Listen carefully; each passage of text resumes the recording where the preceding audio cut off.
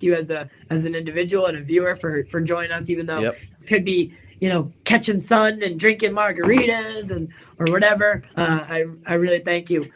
So, and we're not going to discuss spoilers just yet because he's saying no spoilers yet. So don't worry about that. I just told him. We'll make a warning.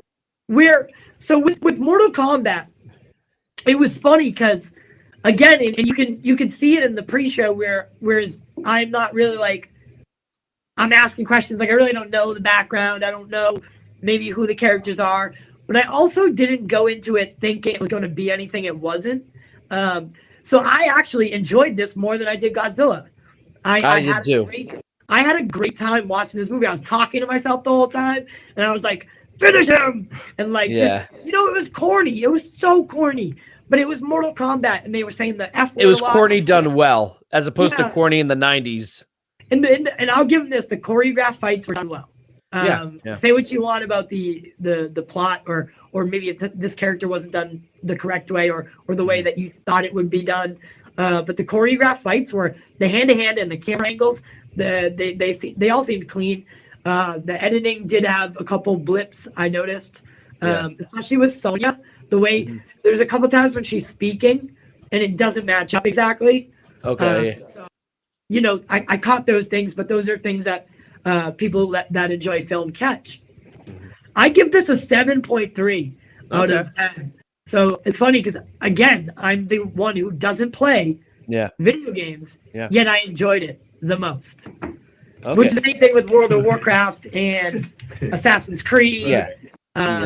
So I think that's funny. To answer what Ryan's saying, you're not a Mortal Kombat fan. I've played it a little bit, but like I said, we don't have to be fans. I think I went in there not knowing much, and I still enjoyed it, and that seems to be the same case with you. So Ryan, even if you don't know anything about Mortal Kombat, I still think it's a zero interest in Mortal Kombat.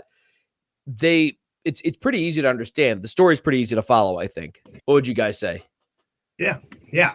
I mean, it's far from complicated to follow. You know what the crazy thing was? There was more kids in this theater than there were adults. Yeah. There was a baby in the theater.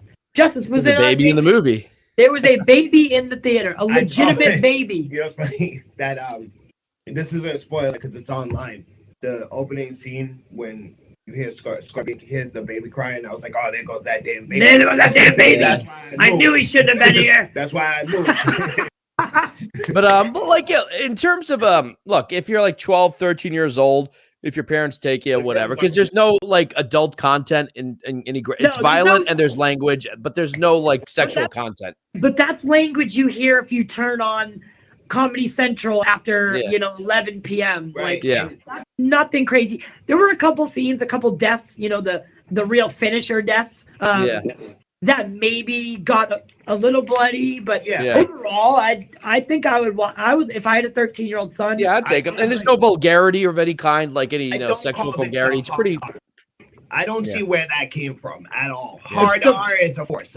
Those scenes he was just referring to, like, they're bloody, but it's really not that crazy. Well, I would say like everything. Like if someone gets stabbed one time, it's like a blood bag exploded, and I kind of liked. So the blood obviously looked CGI, but I kind of liked how it looked kind of animated because in the video game it's so over the top when they kill, and they did that in this movie, and there's no way they